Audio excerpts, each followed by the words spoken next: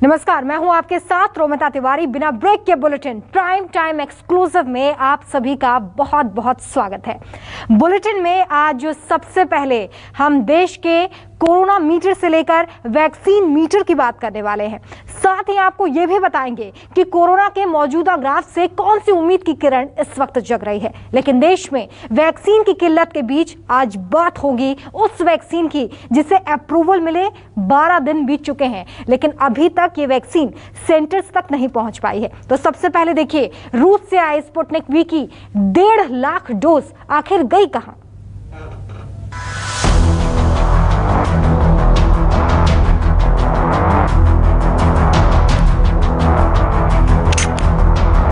एक मई 2021 भारत में Sputnik V vaccine की पहली खेप पहुंची, लेकिन सवाल यह है कि अभी तक वैक्सीन सेंटर पर स्पुतनिक क्यों नहीं पहुंची।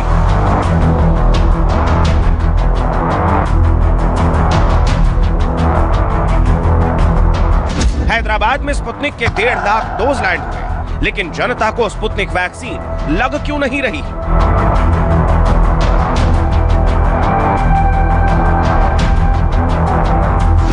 जब भारत सरकार ने स्पुतनिक को हरी झंडी दे दी तो देश में वैक्सीन की किल्लत क्यों है।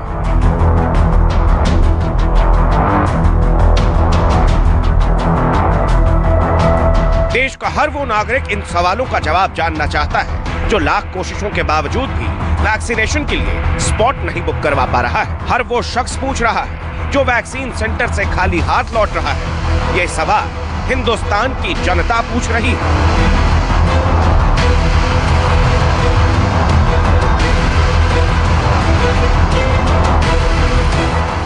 आज न्यूज 24 पर हम आपके हर सवाल का जवाब देंगे। विदेश से वैक्सीन आने के बाद वो किन किन लेयर से गुजरती है। वैक्सीन एक्सपर्ट बताएंगे कि आखिर कहां फंसी है स्पुतनिक वी वैक्सीन। 1 मई को हैदराबाद पहुंचने के बाद स्पुतनिक वी वैक्सीन को 3 मई को हिमाचल के CDL यानी सेंट्रल ड्रग्स लैब भेजा गया। यहाँ वैक्सीन की एफिकेसी, टॉक्सिसिटी और स्टेरिलिटी को टेस्ट किया गया। एफिकेसी और टॉक्सिसिटी को चेक करने में फिलहाल 1 हफ्ते का समय लगता है और स्टेरिलिटी की जांच में 14 दिन का वक्त लगता है। स्पुतनिक वी बेशक देश में आ गई है, लेकिन फिलहाल क्लिनिकल वैलिडेशन की प्रक्रिया से गुजर रही है। इस दौरान नॉन क्लिनिकल टेस्ट के जरिए ये इवैल्यूएट किया जाता है कि जो वैक्सीन प्रोड्यूस हुई वो GMP यानी गुड मैन्युफैक्चरिंग प्रैक्टिस के जरिए हुई है, और साथ ही साथ ये भी पता लगाने की कोशिश की जाती है कि इसकी टॉक्सिसिटी, स्टेरिलिटी और एफिकेसी बरकरार है या नहीं। इन तमाम प्रक्रियाओं में लगभग 1 महीने का समय लगता है।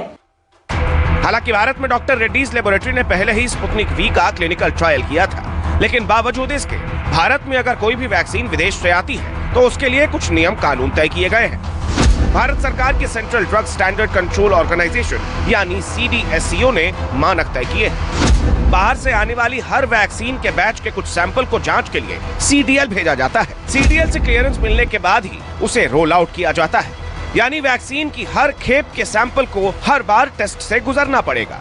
कोई भी वैक्सीन या न्यू ड्रग जब भी किसी कंट्री में लॉन्च करते हैं तो सेफ्टी, एफिकेसी, इम्यूजेनिसिटी, जैसे वैक्सीन की बात है तो इम्यूजेनिसिटी सारा डेटा को देखते हैं। रेगुलेटरी अथॉरिटी ने देखने के बाद ही इसका अप्रूवल दिया होगा।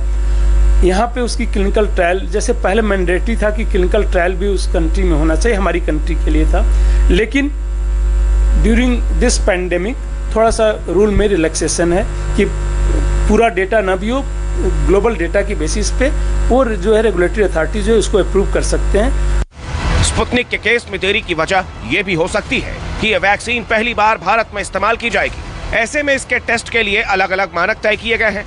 ऐसे में पहली टेस्टिंग में थोड़ा वक्त लग सकता है, लेकिन एक बार ये तय हो जाए तो हर बैच की टेस्टिंग और जल्दी और आसान तरीके से हो जाएगी।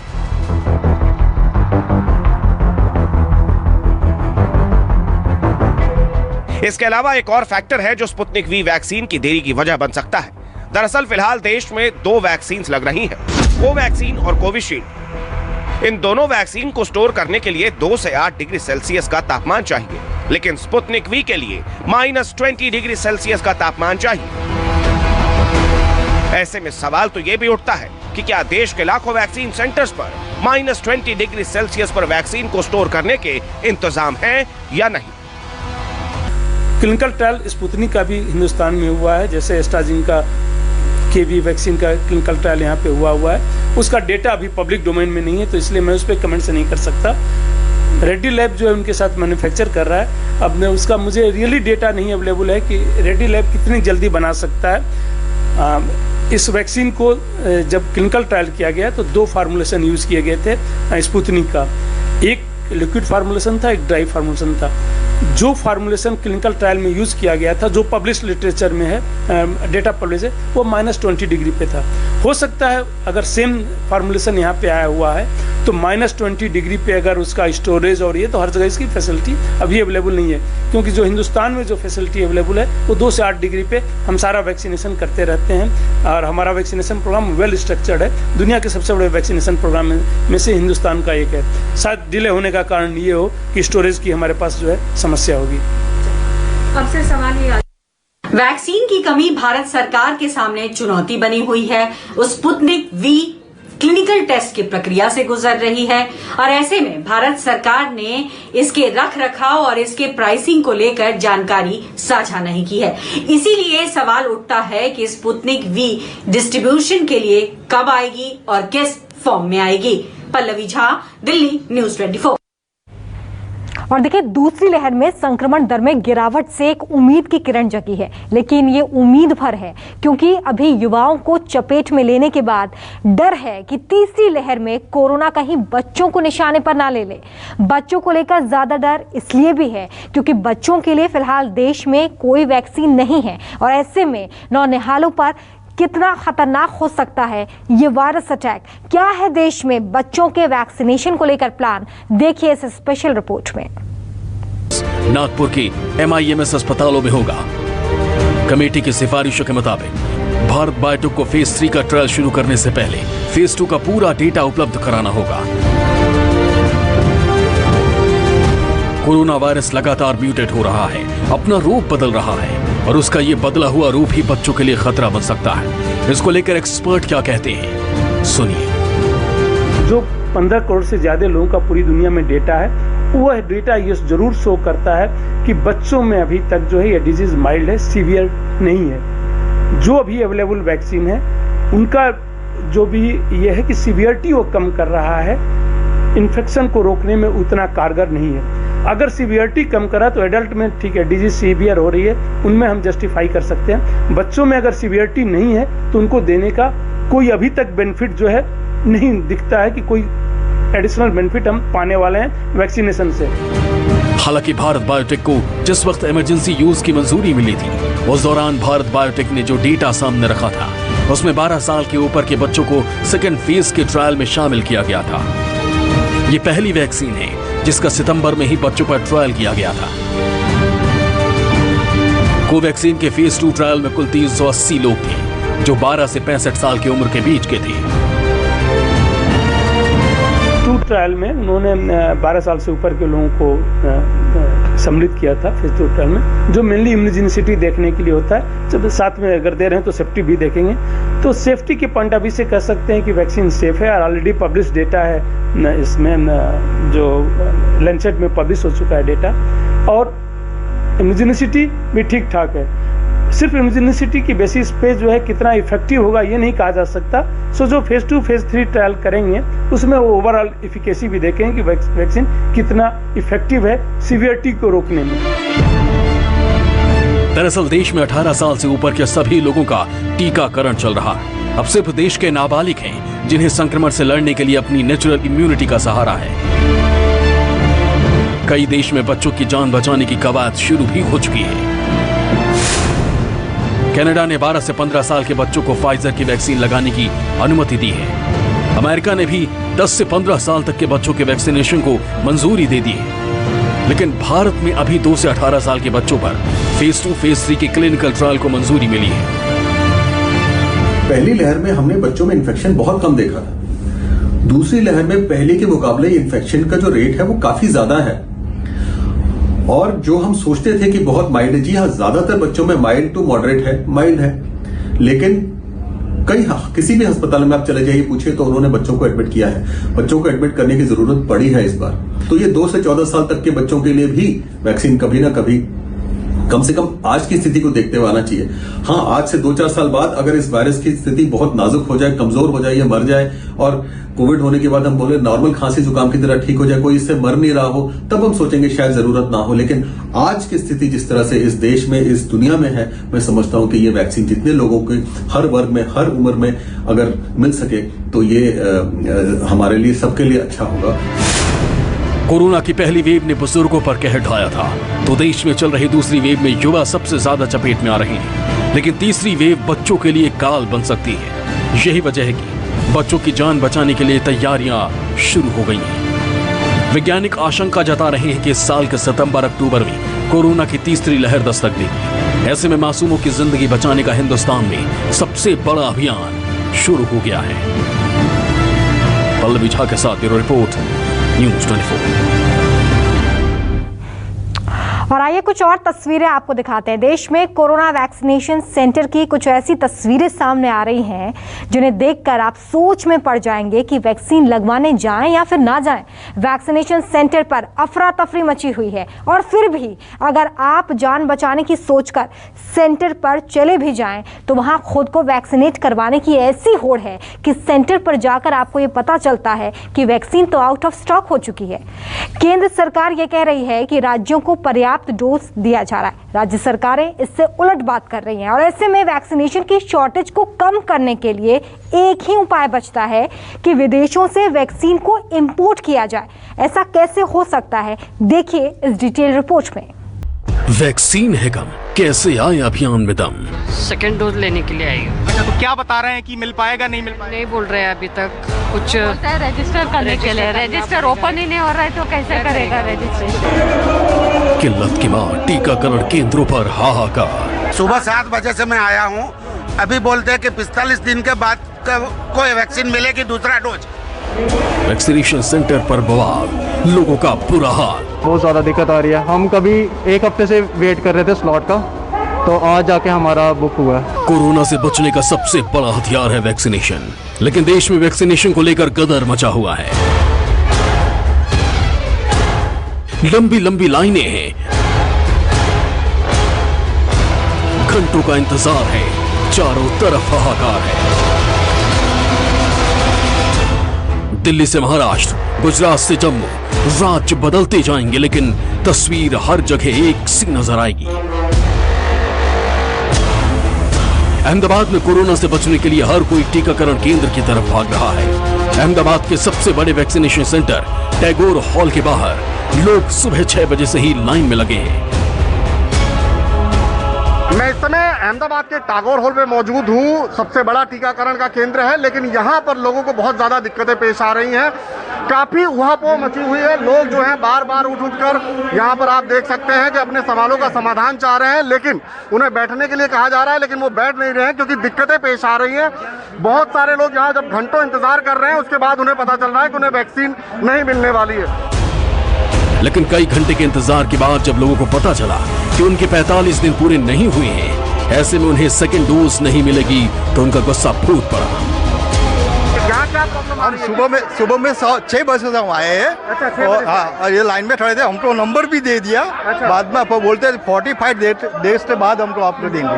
अच्छा, तो कितने दिन हुए अभी तो 41 हुआ है। 41 हुआ। हाँ, सुबह 7 बजे से मैं आया हूँ, अभी बोलते हैं कि 45 दिन के बाद कोई वैक्सीन मिलेगी दूसरा डोज। आज मेरा 42 डेज है और वो बोल रहे हैं कि नहीं मिलेगा। मैं सुबह 7 बजे से अभी बोल रहे हैं कि पहले डिक्लेयर नहीं कर सकते थे। मिस मैनेजमेंट किस कदर हो रहा है मैं दिखाने की कोशिश करूंगा। यहाँ पे ये टोकन इनको दे दिया गया है। कई घंटों के इंतजार के बाद में इन्हें पता चल रहा है कि इनको वैक्सीन नहीं दी जाएगी।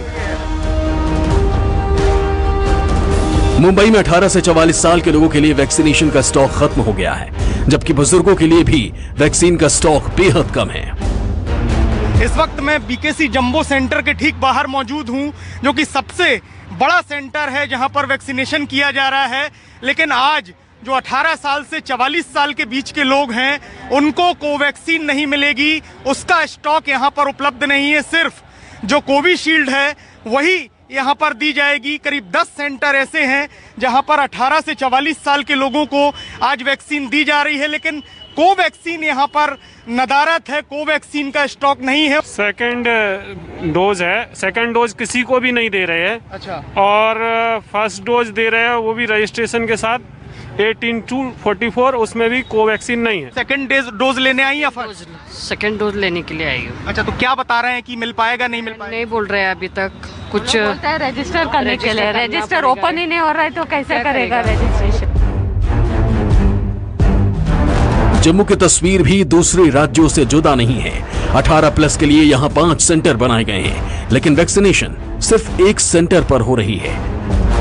जम्मू में 18 से 44 साल की उम्र के लोगों के लिए 5 वैक्सीनेशन सेंटर बनाए गए थे। उन 5 में से सिर्फ एक वैक्सीनेशन सेंटर में इस समय वैक्सीनेशन हो रही है और उस वैक्सीनेशन सेंटर के अंदर हम मौजूद हैं। यहाँ पर आप देखिए कि लोग जो हैं, खासतौर पर युवा जो हैं, वो भारी संख्या में यहाँ पर वैक्सीनेशन सेंटर में पहुँच रहे हैं। लेकिन जो बाकी वैक्सीनेशन सेंटर हैं वहाँ पर लोगों को दिक्कत आ रही है कि उन्हें स्लॉट नहीं मिल पा रहा है। जो बाकी 4 वैक्सीनेशन सेंटर हैं वहाँ पर लोग पहुँच रहे हैं, लेकिन उन्हें वैक्सीनेशन मुहैया नहीं हो रही है क्योंकि उन्हें स्लॉट नहीं मिल रहा और बाकायदा वहाँ पर जो है वो बंद पड़ा हुआ है। आसानी से स्लॉट मिल गया कि दिक्कत आई? बहुत दिक्कत आई सर, बहुत दिक्कत आई। सुबह मैं 7 बजे उठा था तो बुकिंग करने शुरू की थी तो कोई 9:10 में मेरे को स्लॉट मिला at the end of the moment. तो बहुत दिक्कत आ रही है और साथ में उन्होंने सेंटर भी सारे बंद कर दिए हैं। एक ही सेंटर हो गया है, पहले तो 7-8 हो गए थे। वो बहुत दिक्कत आ रही है, बहुत ज़्यादा दिक्कत आ रही है। हम कभी एक हफ्ते से वेट कर रहे थे स्लॉट का, तो आज जाके हमारा बुक हुआ। तस्वीरें बता रही हैं कि वैक्सीन सेंटर पर भारी भीड़ है, लेकिन वैक्सीन का स्टॉक बेहद सीमित है। यही वजह है कि देश के 10 राज्य सरकारें वैक्सीन की कमी को पूरा करने के लिए विदेशों से वैक्सीन मंगवाने के लिए ग्लोबल टेंडर जारी कर रही हैं। कर्नाटक, उत्तराखंड, दिल्ली और तेलंगाना की सरकारों ने वैक्सीन खरीदने के लिए ग्लोबल टेंडर जारी करने का फैसला किया है। महाराष्ट्र, आंध्र प्रदेश, मध्य प्रदेश, उत्तर प्रदेश, राजस्थान और ओडिशा ने पहले ही टीके को आयात करने की घोषणा कर दी थी। लेकिन विदेशों से वैक्सीन मंगवाने का रास्ता भी बेहद मुश्किल है। इस वक्त ज्यादातर देशों ने वैक्सीनेशन चला रखा है। ऐसे में ज्यादातर देशों ने वैक्सीनेशन की रफ्तार बढ़ाने के लिए वैक्सीन की आपूर्ति रोक दी है। इसके अलावा भारत के ड्रग रेगुलेटर को इन वैक्सीन की आयात के लिए मंजूरी देनी होगी। कोरोना से जीतने के लिए वैक्सीनेशन जरूरी है, लेकिन वैक्सीन की कमी ने टेंशन बढ़ा दी है। जो अब ये टेंशन लाइनों में लगे लोगों के चेहरे पर साफ साफ नजर आ रही है। अहमदाबाद से भूपेंद्र सिंह, मुंबई से संकेत पाठक और इंद्रजीत के साथ जम्मू से पंकज शर्मा की रिपोर्ट। और अब कोरोना का नया आंकड़ा भी जान लीजिए। बीते 24 घंटे में 3,48,000 लोगों को इस कातिल वायरस ने अपनी चपेट में ले लिया है। लेकिन ये पॉजिटिव खबर है। आप सोच रहे होंगे कि हम ऐसा क्यों कह रहे हैं। ऐसा इसलिए क्योंकि 2 महीने के बाद लगातार 2 दिनों तक कोरोना से बीमार होने वालों की संख्या कोरोना से रिकवर होने वालों से कम है। और इसलिए हमने कोरोना के अलग अलग ग्राफ को कई एंगल से स्टडी किया है। तो ऐसे 10 पॉइंट, ऐसे 10 फैक्टर्स सामने आए हैं जिनसे कोरोना का डेंजर अब कम होता दिखाई दे रहा है। देखिए,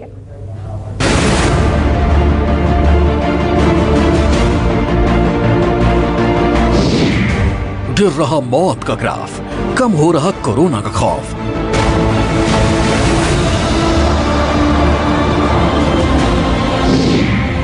दिल्ली मुंबई में नए केस हुए कम, कोरोना से जंग जीत जाएंगे हम।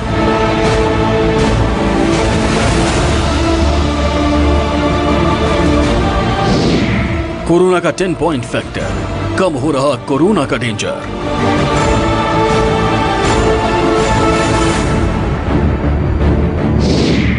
नए केस वर्सेस नई रिकवरी।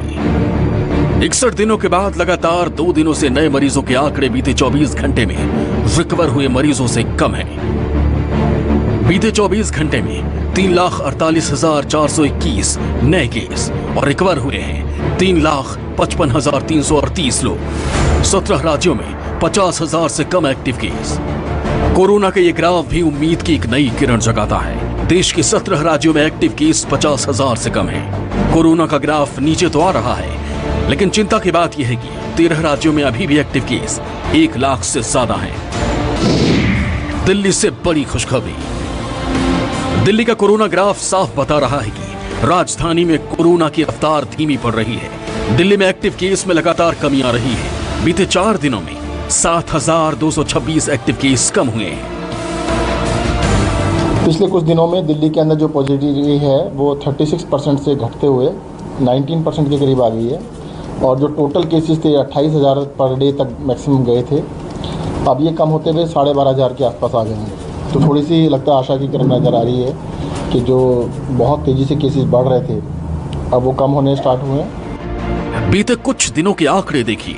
8 मई को पॉजिटिविटी रेट 23.34% था। 9 मई को इसमें कमी आई और ये 21.67% पर पहुंच गया।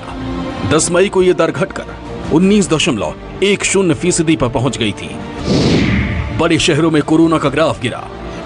कोरोना से देश के कई बड़े शहरों में कोरोना का प्रकोप काफी ज्यादा बढ़ गया था, लेकिन अब इन्हीं शहरों से अच्छी खबर आ रही है। देश के कई बड़े शहर जो कोरोना की मार से कराह रहे थे, वहां संक्रमण का दर कम हो रहा है। लखनऊ, कानपुर, वाराणसी, भोपाल, पटना, रांची, पुणे, सूरत। लॉकडाउन से मीटर डाउन। कोरोना के बढ़ते केस को देखते हुए हर राज्य ने अपने अपने स्तर पर लॉकडाउन लगाया था। इसी का नतीजा दिख रहा है कि अब देश में कोरोना के गिरते ग्राफ वाले शहरों में काफी इजाफा हो गया है। 15 से 21 अप्रैल के बीच देश में संक्रमण दर में गिरावट वाले जिलों की संख्या 73 थी। वहीं 29 अप्रैल से 5 मई के दौरान ऐसे जिलों की संख्या बढ़कर 182 हो गई। बढ़ रहा है रिकवरी रेट। देश में कोरोना से रिकवर होने के मामले बढ़ रहे हैं। रिकवरी रेट के ग्राफ को देखकर इसका अंदाजा हो जाएगा। 8 मई 3,18,000, 9 मई 3,86,000, 10 मई 3,53,000, 11 मई 3,55,000। ये इसी का नतीजा है कि 2 महीने में एक्टिव केस में 30,000 मरीजों की कमी आई है। आंकड़े संकेत दे रहे हैं कोरोना हार रहा है, हिंदुस्तान जीत रहा है। बस सावधानी बरतने की जरूरत है। Bureau report, news 24। और अब वो कहानी सुनिए जो इस बात की तस्दीक करती है कि अगर सरकार की नजरों में आप चुभ गए, कांटा बन गए, तो फिर आपका भगवान नहीं सरकार ही मालिक है। जो शख्स कोरोना काल में भूखों का पेट भर रहा था, जो अपनी जान की परवाह किए बिना गरीबों की सेवा में जुटा था, जो कोरोना के खौफ को दरकिनार कर अस्पतालों में जाकर व्यवस्थाओं को दुरुस्त करने पर जोर दे रहा था, लेकिन अचानक एक दिन सिस्टम पर, सरकार पर सवाल उठाना उसे भारी पड़ गया और यूं चुटकियों में हो गया इंसाफ।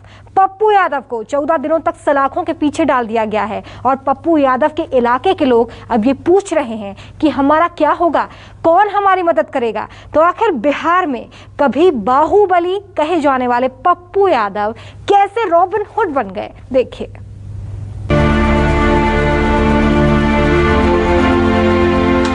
और ये नेता जो रावण, कंस और यजीत से भी ऊपर और जल्लाद लोग बैठे हैं। बिहार का रॉबिन हुड। पब्लिक है ये सब जानती है, पब्लिक है अंदर क्या है बाहर क्या है सब जानती है, पब्लिक है। गरीबों का मसीहा,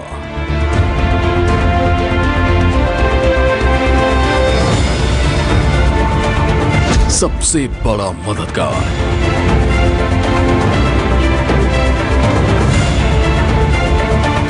भूखों का पेट भरने वाला,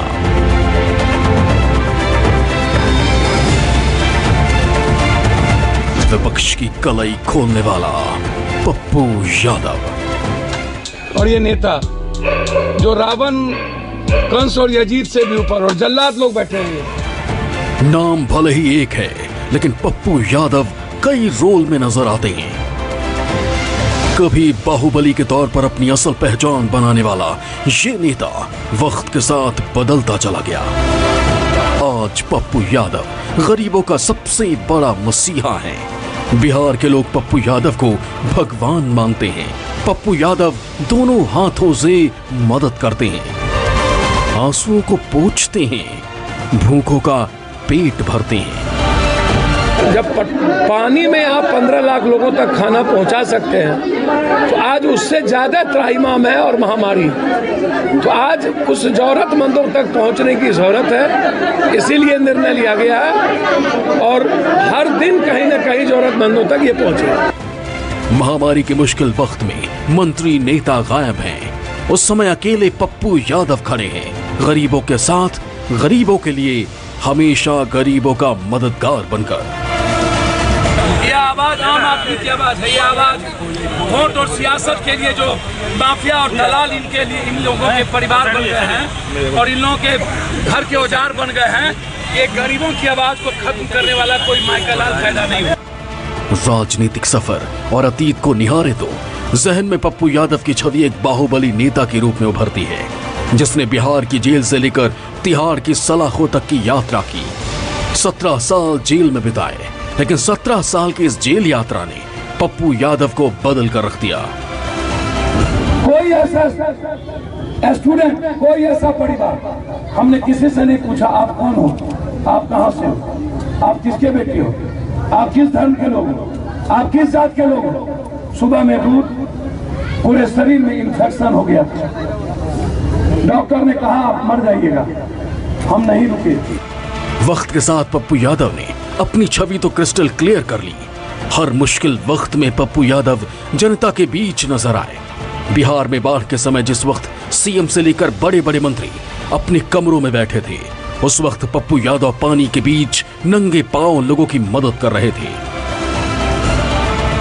कोरोना काल में पप्पू यादव गरीबों के मसीहा बन गए, दिल खोलकर लोगों की मदद कर रहे हैं, दोनों हाथ आगे बढ़ाकर उनके दुखों को कम कर रहे हैं। दवाई की जरूरत हो या किसी के अस्पताल में एडमिशन की, पप्पू यादव से जब भी किसी ने मदद मांगी, पप्पू यादव हमेशा आगे खड़े नजर आए। हमने नहीं दी, हमने दिया, मैं अपने अकाउंट से। और इस बार भी फर्स्ट डे जिस दिन ये आया उसी दिन हम पीएमसीएच में से हम शुरू किए। पीएमसीएच, एनएमसीएच, आईजीएमएस, फिर ऑक्सीजन गैस वाले के यहाँ बैठना, फिर वहाँ से बिचौलिया को रोकना, कहीं भी गवर्नमेंट को कोऑपरेट की। हाल ही में पप्पू यादव बिहार के बीजेपी सांसद राजीव प्रताप रूडी के सांसद निधि से खरीदे गए दर्जनों एम्बुलेंस के खुलासे को लेकर सुर्खियों में आए थे। मृत लोकतंत्र की मृत और आत्ममुग्ध सरकार, लोकतंत्र को मार देने वाली, और ये नेता जो रावण, कंस और यजीत से भी ऊपर, और जल्लाद लोग बैठे हैं। लॉकडाउन उल्लंघन के मामले में 9 घंटे बाद पप्पू यादव कैद से बाहर आए तो एक 32 साल पुराने मामले में पप्पू यादव को गिरफ्तार कर जेल भेज दिया गया। लेकिन जेल से भी पप्पू यादव की लड़ाई जारी है। वीरपुर जेल में मैं भूख हड़ताल पर हूँ, न पानी है न वॉशरूम है, मेरे पांव का ऑपरेशन हुआ था, नीचे बैठ नहीं सकता, कमोड भी नहीं है। कोरोना मरीज की सेवा करना, उनकी जान बचाना, दवा mafia, hospital mafia, oxygen mafia, ambulance mafia को बेनकाब करना ही मेरा अपराध है। मेरी लड़ाई जारी है। पप्पू यादव पहले ही ऐलान कर चुके हैं, न रुकूंगा न झुकूंगा, गरीबों की लड़ाई लड़ूंगा। पप्पू यादव बिहार की जनता की असली रखवाले बन गए हैं। जनता उन्हें अब बाहुबली के तौर पर नहीं बल्कि मददगार के नाम से जानती है। Bureau report, news 24।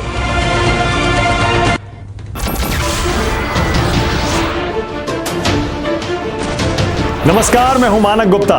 अगर आपको हमारा ये वीडियो पसंद आया हो तो इसे लाइक और शेयर जरूर करें, और हाँ, हमें सब्सक्राइब और फॉलो करना ना भूलें ताकि आप देश और दुनिया की कोई खबर मिस ना करें। तो जुड़े रहिए हमारे साथ और देखते रहिए न्यूज़ 24।